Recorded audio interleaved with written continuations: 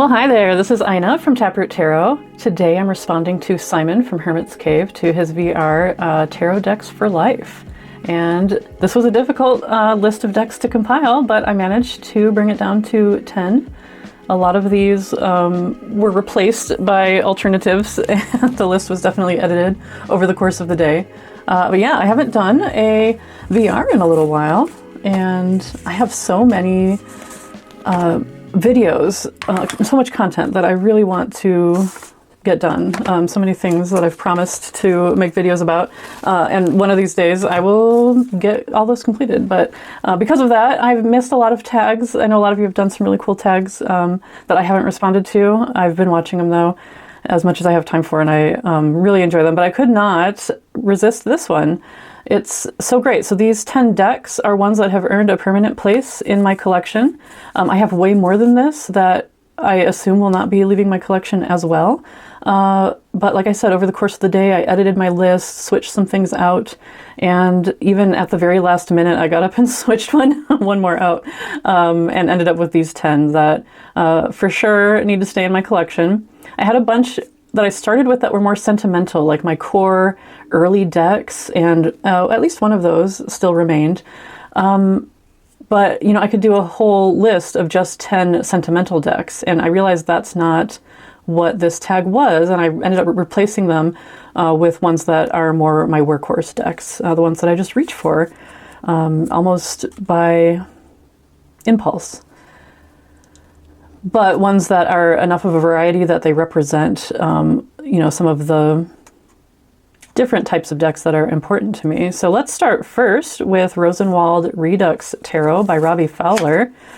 And I'm starting with this because it's the primordial tarot, man. Like, probably we should all have a Rosenwald in our collection.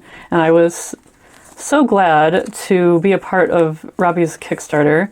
And the purpose of his project was not just to have an expression of his kind of, I don't think life's work, but just one of his pet projects that was important to him as an artist and a tarot enthusiast come to life, but also to provide a just very usable, you know, playing card stock deck of the people at an affordable price, which is really in the spirit of the Rosenwald. If you don't know, the Rosenwald Tarot represents possibly one deck or maybe two decks that were the earliest mass-produced decks of tarot that we still have in existence.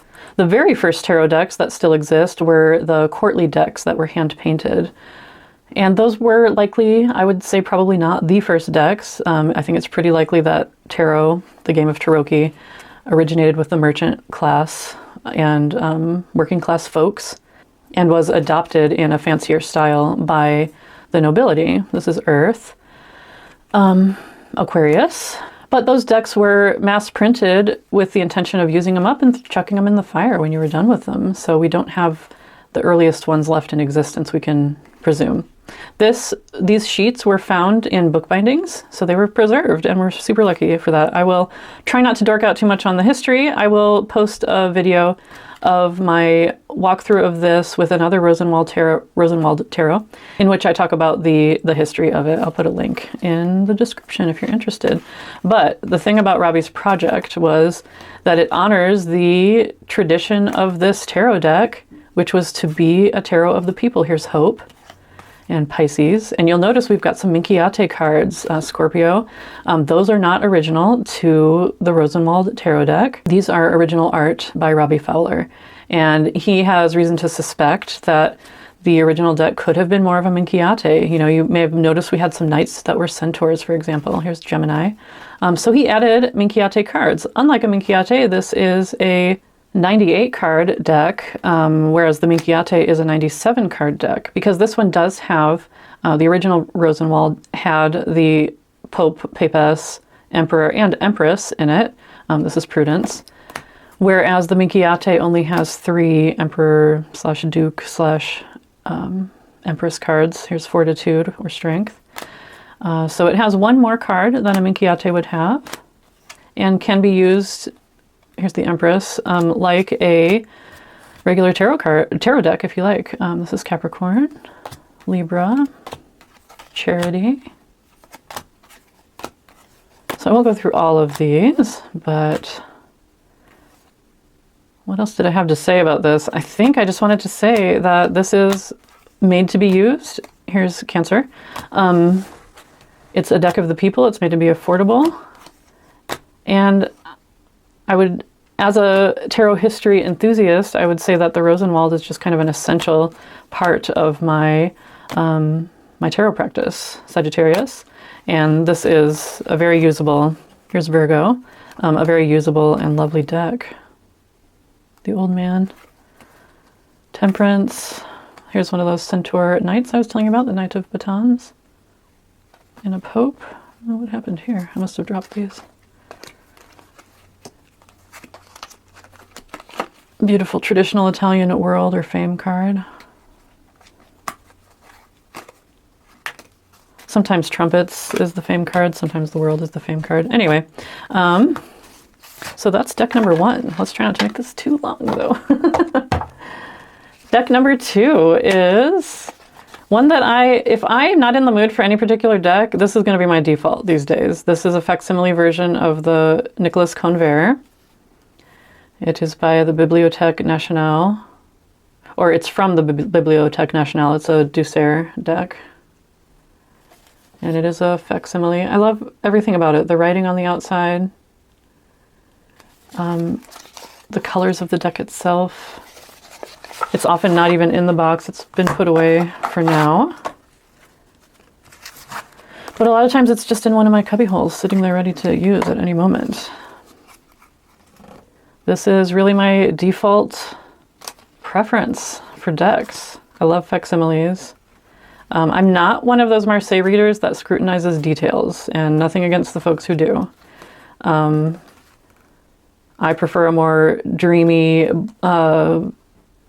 I don't know, unclear deck to look at most of the time, not always. Look at this beautiful blue. Like, I could just get lost in that blue. It's gorgeous. The green of this deck is really dark, so it's not clashy, I guess. So yeah, I don't mind the fact that you can't perceive the details as well in a facsimile deck. I love that it even has the text stamp still, because that's not my style of reading. And I think it's super cool if people do, you know, look at this and calculate all the different little minutiae and how that affects their readings. But I just kind of don't relate to that.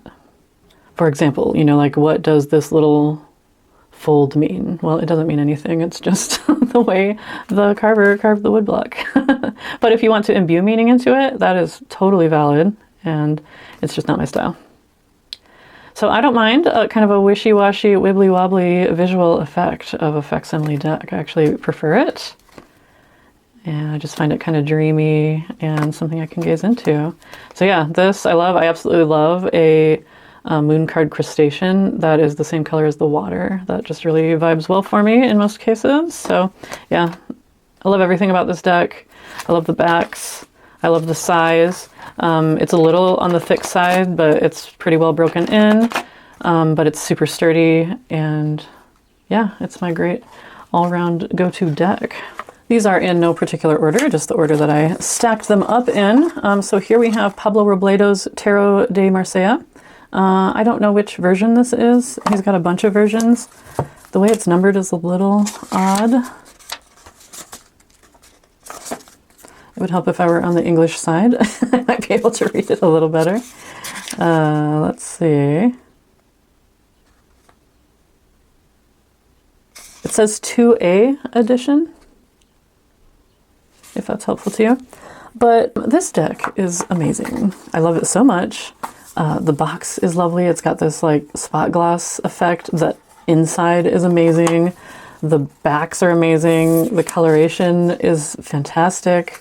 I don't believe it's any one particular deck that he's based it on. I do believe, you know, it's looking quite a lot like a standard Conver, but I think he allowed some other influences to come in. The cardstock is gorgeous. It's rose petal, but it still slides well enough with just a tiny bit of grip, not what I would consider sticky. It has this look of being like an old vintage photograph, which I love, but with like these really bright splashes of color. Like, it's just an absolute dream. I love this deck. It has the Phoenix, which is not traditional to the Conver. I think Tarot of Arnoux and Amfu has that because that's a immediately post-French Revolution deck. So instead of the fleur-de-lis, we have a phoenix rising from the ashes. So that's pretty awesome. Just look, it's amazing. It's so good. It's a joy to work with. And then the little white book is absolute poetry. I love it so much. It has a QR code that leads to a bigger, more detailed version of it, but even what's included physically in the little white book is amazing, which I like. I will rarely look up an electronic book. I have read the extended version once, but otherwise I just really like to reference the physical version that comes in the box. So I love it. It's amazing. It's got this super bendy cardstock, which I found is traditional in decks made for Spanish-speaking audiences. So yeah, this is the Robledo Marsella, which is amazing. This particular copy was also a used copy that was still in amazing shape that I got for a really good deal. And that's my favorite. So for all of those reasons, this is one of my very favorite decks. Love working with it, and it's never leaving my collection. Here is Vincent Pitisci's 1JJ Swiss. This is just a gorgeous deck. By far my favorite of the 1JJ cards. Not only because of the beautiful coloring that Pitisci did, but he also created a High Priestess and Hierophant in addition to the Juno and Jupiter that are traditional to this deck. And I keep them all in. Since working with the Minchiate, I've become not at all concerned about the idea that a tarot deck has to be 78 cards, so I just throw them all in there. I think it's great. Oh, and it comes in a fantastic 2-part box. It is available on NPC, so the cardstock is lovely. It is a light linen, and he redid the colors in a way that is stunning. He was a graphic designer of sorts. Here's the Jupiter card. But he apparently worked with kind of like pre-computer programs, or at least like Photoshop type programs. So he would have to adjust colors manually on, I don't know, he kind of described some big contraption that he would use to adjust colors. And that's kind of his story. Like, that became obsolete. So then he leaned into tarot reading, which I think is pretty cool. This is his Pope card. He does use English tradition titles. Doesn't really bother me. But yeah, the colors are amazing. Oh, and look at this High Priestess. Like, his art style, it just really goes to show his artistic talent because it matches the original style of the deck so very well. So yeah, this is beautiful 1JJ Swiss, but with amazing colors on amazing cardstock, with the addition of a Pope and Popess, and in a lovely 2-part box. I use this deck a lot. I love it. It pairs really well with, ooh, Tower is upside down. It pairs really well with one of my favorite Oracle decks that I don't have in its box right now, so I can't remember what it's called, but I will, I'll put that on the screen. And this is one of the original Schaffhouse decks, produced by the Schaffhouse printing house underneath AGM, which acquired it. I have a little bit of history of that in my history of the Tarot Classic deck, if you want to check that out. Yeah, but this was one of the 2 first decks that Stuart Kaplan became enamored with and started publishing, the 1JJ and the Tarot Classic. So we have these decks to thank for probably the popularity of tarot in the English-speaking world, thanks to Stuart Kaplan's marketing abilities and his love for tarot. We also have Schaffhouse to thank for the plaid backs, because that was their signature back for their cards. So this is Pitisci's 1JJ Swiss, which is available on MPC. I'll try to remember to link that, because you know how MPC search is not great. The Tarot Pulga. This deck is so bitchy, but in the best way. Like, if you want to talk to your inner sardonic auntie who will tell it like it is, then this is the deck for you. It's got such a wry sense of humor, in my opinion. These backs are fantastic, little skulls. It's got weird umbilical cords all over it for no reason. Probably for a reason. It's got a little bit of like maybe tragic or violent imagery, but you know, presented in a salty, silly way, I think. But on top of that, it's gorgeous art. The colors are absolutely beautiful. So I think it's an amazing deck. It reads so well because the characters are, I mean, look, the characters are like this. And if you're just kind of in a, I don't know, a dark mood or a salty mood or, I don't know, a dark humor kind of mood, it's pretty great. Love her. Let's see if I can find one of my favorites. There's one that makes me laugh so hard. There's a couple that make me laugh so hard. I feel like I've shown you enough of the like dark and scary ones. I should probably show you some of the funny ones. This one's kind of funny. Oh, this one's hilarious. The valet of coins. He can't handle his money very well, like his drink. Love it. The star is actually quite a beautiful card. As you know, the star just has to be beautiful, huh? Even in a rather horrifying deck. Gorgeous moon card. I just think all of the faces are so funny and great. Oh, this one makes me laugh, the little undies. He's like, oh no, trying to catch her. Oh, it's so good. A little bit of a shady hermit up to something. Oh, and this one, Judgment. Like, seriously judging and making fun of people. And this guy joining in. What a jerk. It's so good. It's kind of mean-spirited, but I like it. Sometimes you're just in the mood for it, you know? I am anyway, for sure. So yeah, this deck is also getting, I don't know if it's out of print or just getting harder to get, but it's difficult to get here in the United States. So definitely never getting rid of Le Tarot de Marseille par Pulga. Pulga is the moniker of the artist. I can't remember her real name, but she's fantastic. Love her. So this one bumped Tarot del Fuego off the list right before I started recording. I sat down and I was like, I can't not have a Minchiate. I kind of thought, you know, the Rosenwald Redux is made into a Minchiate, but it's not, you know, originally a Minchiate, and this is the Tarocchi di Bomarzo by Amparo Aguirre, and it's her first edition, which is now out of print. She does have a second edition, which comes in a two-part box. That sounds amazing to have a two-part box with it. I do love this particular tuck box. It's rose petal. It's so nice, and I'm attached to this deck. So I think I commented on one of Jay's videos from Iridescent Tarot that I really loved the look of the second edition, but I didn't feel the need for it because this one's my friend. I'm attached to it. I really like the brighter blue edging that's on it. It's sturdy and has held up well. I use it probably the second most of all my Minchiate decks. I have one other one that I use a little bit more than this, but it's sturdy and holds up. And it's absolutely stunning. It's got these beautiful copper gilding. So certainly, I do recommend checking out the second edition of this.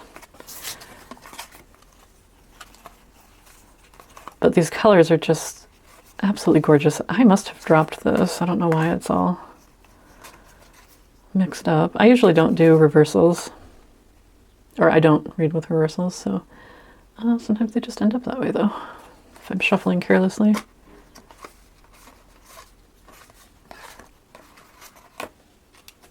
So I just had to have a Minchiate in here. Minchiate is another really important, you know, part of tarot history. And one of my very first video included a discussion of various card decks and how they inform my practice. And the Minchiate was one of them. I think the Etruria was the one I included in that video, but the Minchiate has always been an influence for me to learn more about tarot history, for sure. So I had to include a Minchiate, and this one, it's out of print, it's gorgeous, it's for sure one of my favorites, and it's one that I use quite regularly, so this made it on the list. It did bump Tarot del Fuego, and I don't have any Fournier decks on my list because of that, which is absurd because I love Fournier decks. They're some of my favorites. I don't know why. I must have really done something weird while I was shuffling. So yeah, it's super weird for a Fournier deck not to have made this list, but when I thought about it, I was like, you know, if I were out and about and somebody loved my Tarot del Fuego, I could give it away and replace it. I probably wouldn't. I'd probably just give them a link to where to buy it, but the Tarot del Fuego, at least at this point, is replaceable, and this one isn't. So I was like, you know what? It has to be this one.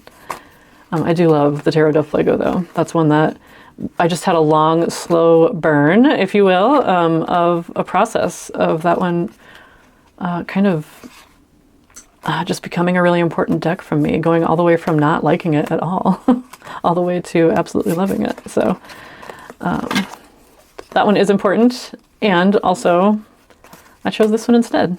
Amparo Aguirre's work is amazing. I'm super looking forward to her upcoming Kickstarter, which will be this deck in its more original version, which I also have a facsimile of, or at least a facsimile of one that's very similar. So yeah, these will kind of round out my Minchiate early pattern collection for sure. So this is Tarocchi Minchiate di Bomarzo. Bomarzo is the town in Italy where Amparo Aguirre lives now. She is from Latin America. I can't remember exactly where off the top of my head. But she lives in Italy. Her grandmother was Italian and introduced her to this deck. And she does like Minchiate games like outside in Bomarzo, which I think is amazing. So definitely follow her and check out the second edition of this if you like it. This is the Tarot de Paris, Tarot de Paris, and this particular version is another Collection de la Bibliothèque Nationale, and it is made by Grimaud, which does own Ducer, so it's probably related to my Conver deck that I showed earlier. But this is a collectible deck. It is out of print. I happened to find a sealed copy for a really excellent price. Ordered it from Marseille, which I think is awesome. It's just a little bookshop in Marseille, which I think was selling over a books. And I think that's kind of funny. You know, this particular deck originally was manufactured in Paris, as far as we know. But, you know, Marseille obviously is known for popularizing the tarot, particularly the Type 2 TDM. So I think it's cool that I was able to get this from a bookshop in Marseille. I have a whole video deep dive on this. It's my longest video, but it's not just about this deck. It's about tarot history in general. So I'll link it, and there is a part 2 coming up. So if you're interested in tarot history, I highly recommend it, if I do say so myself. But it's just an amazing deck. This one, I have 2 versions of this. I have Tarot Midnight's version, and it's actually thanks to Tarot Midnight, Gergely, his shop, that I even found this tarot. I had never heard of it before. And that it just blew my mind. I was like, I've never seen anything like this. What even is it? And so that sent me into months of research of figuring out this deck. So for regular reading, you know, shuffling and more vigorous use, I used that version of it. This one is a special occasion reader. So I, you know, just read with it by carefully side shuffling. And I thank Elizabeth from More Intuitive Me for showing me this. Instead of hitting the sides, I use my thumb to pull, and that way the sides stay undamaged. And normally I'm not precious with my decks, but I am with this because this is out of print, and I've seen what it goes for online. And so I'm like, oh, I better kind of be careful with this. So I will just overhand shuffle between each card to pick, you know, multiple random cards that way. I don't usually do jumpers because I'm klutzy. And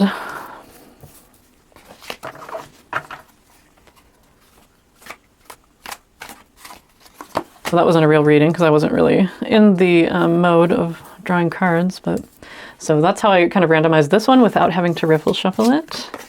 The cardstock is amazing. It's silky smooth and slippery.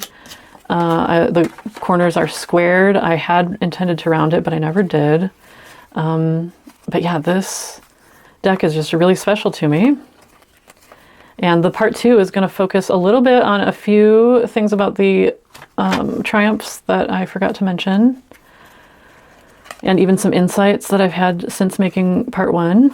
But it's also going to focus more on the pips and quartz. So I'm super excited about that. It's just a really amazing piece of art. And it was actually my deck of the year. Masha invited me to be a part of her deck of the year video. And I chose this one because of the deep study that I did of this deck. And just the way that I really rounded out my understanding of tarot by studying this deck. So it's an amazing piece of art. And while I love Gergely's cleaned up version that makes some of the features easier to see, I really appreciate this dreamy facsimile. And I don't know how I've managed to mess up my cards here. Doesn't he look like Pythagoras to you? That's one of the things that I had meant to mention in my original video and forgot. I made a note on the screen. But Pythagoras was considered a traitor and was exiled and then executed, so I think that's not probably a coincidence that he looks so much like Pythagoras, whose bust and image would have been well known. So anyway, super amazing, awesome deck. There's so much to it. I love reading with this one as a special occasion, but I don't riffle shuffle it, so it's never super very well shuffled. I just kind of overhand with it and pick a few cards on a special occasion. But I will never part with it. It's definitely a cornerstone of my collection. And that is the vintage Bibliothèque Nationale copy of Tarot de Paris.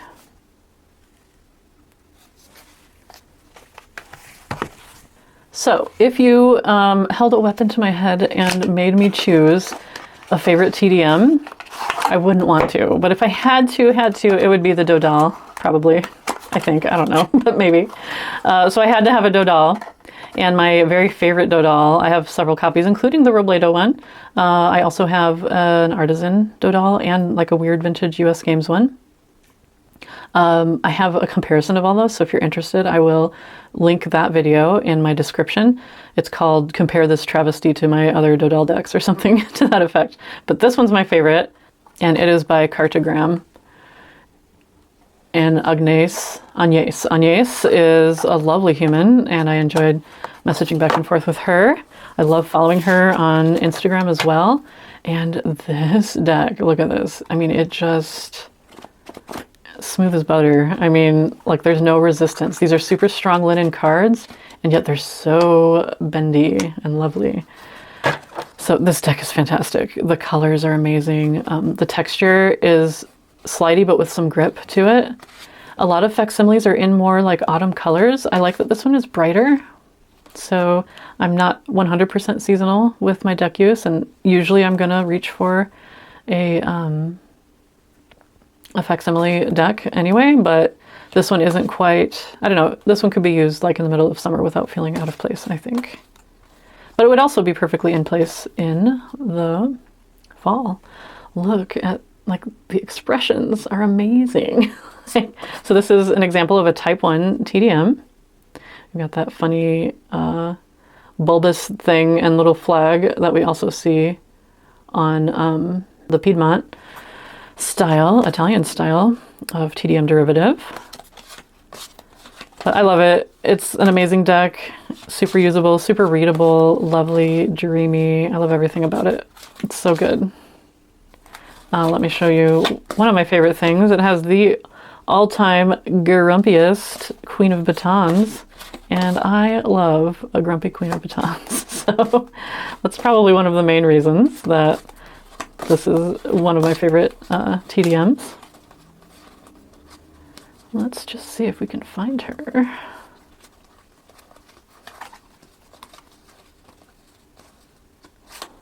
Super weird, which I love.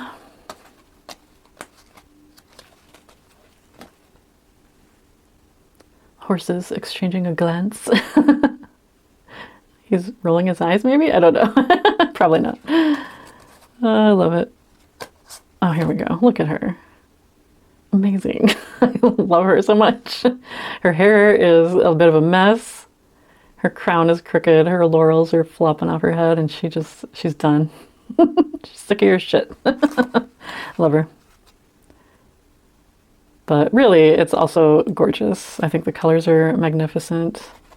Can you just imagine, you know, you walked into a shop and your local Cartier, and this is what was for sale? Like, how amazing. I just love it. So anyway, the Tarot Dodal by Jean Dodal is probably, if I had to pick, one of my, probably my favorite TDM. And this Cartigram version is my favorite Dodal of the ones that I own. Gorgeous. And I mentioned that I had started out with several of my very early decks. Some of my first decks that have sentimental value to me. The only one that made the cut is this one, Tarot de Maria Celia, or Maria Celia, by Leonard Jim Narciso. It's in a tin. It's out of print, so this is never leaving my collection. The little white book is fantastic. I absolutely referenced that a lot in my early days of learning TDM, and it's actually super helpful. And the art is absolutely gorgeous. I love it. It's US Games mini deck cardstock, so quite good. Since I bought it, though, it has gone out of print, and it's just one of my go-to decks for sure. If I'm in more of a fun, whimsical mood, if I don't reach for a Lombardi style tarot, I'll go for this one. I think it's just beautiful. And like a lot of people, you know, in my early days of getting into TDM, I wasn't a big fan of the traditional art. So all of my early TDM decks are something like this, you know, something a little more pleasing in a mainstream sense. Now, of course, I love a weird, I don't know, I don't want to say ugly, but, you know, ugly cute TDM. But I love a beautiful one like this too. But it's still quirky, like it's not too pretty. Definitely retains the quirky nature of a TDM deck. So I love it. It's a mini deck, so it would be a great purse deck. I don't use it for that though, because it's really important to me. I do travel with it. It is a good suitcase deck for me because it's in a tin. I just wouldn't want to carry it around daily in a purse and get it all beat up. But I absolutely adore it. One of my very favorites. And finally, number 10 is the Tarot Rhenan. Again, these were not in any particular order. This is the Piatnik TDM. So the newer version comes in a red box, and it just says Tarot de Marseille. It's by Piatnik, though. It does have, the newer one does have a QR code on it, and that is still a genuine deck. And I have a video comparing the two, because after I found this one, I happened to find a new version of it at in a random flower shop, I think in Oregon. And so I ordered it, and it was really inexpensive, so I thought, why not? So this, I think, is the only deck I actually have a backup copy of, because this is a pretty valuable vintage deck. It was sealed when I got it. I was really lucky to find this. I researched it quite a bit, and everybody would comment things like, yeah, I still have my original from the 80s and it's still holding up strong. The cardstock is magnificent, like all this stuff. So I really wanted a vintage copy of it. I will tell you though that the vintage copy and the new version are almost alike. The surface of the cards feels the same. The decks are the same width or the same thickness. The box is a little thicker in the vintage just because it does include these two blank cards as well as a physical booklet. But the deck itself is the same width or thickness. The main two differences are that the sides of the vintage copy feel nice and papery, whereas it feels more coated in the newer version, and the colors are just a little different. So I will link a video to compare the two if you are interested, but I have seen that the new version is available on Amazon now. So it's gone mainstream and available in the United States, which was not the case when I first bought this one. However, as good as the new version is, I love the vintage version. I love the papery feel on the sides. And then the surface is that silky smooth, very similar to the Tarot de Paris. Just absolutely gorgeous. And it's kind of crap, as one of my friends says. I haven't seen him in a while. David, I think. David B. Sang the praises of this deck because he, like me, prefers to read with kind of a deck that's not as easy to pinpoint the details. You can get a little, scrying with it, or kind of go into a more of a dreamy state. So I love a deck that's kind of crap, and those are my favorite to read with. It is a photo facsimile, and it's a fusion deck, I would say. It was made by Ignaz Krebs. So first of all, fantastic name, Ignaz Krebs. And Piatnik is an Austrian company, but Ignaz was from Germany. Now I think this was made, who knows, at this point, the borders of European countries were in dispute. So I'm not sure if it was Germany proper where this was made, but it was in the Rhenan region. I'm kind of forgetting my regional labels right now. But anyway, I have two videos on this. I have the one that's just about the history of this deck and an unboxing of it where I open it because it was sealed when I got it, as well as the comparison with the vintage and the newer version.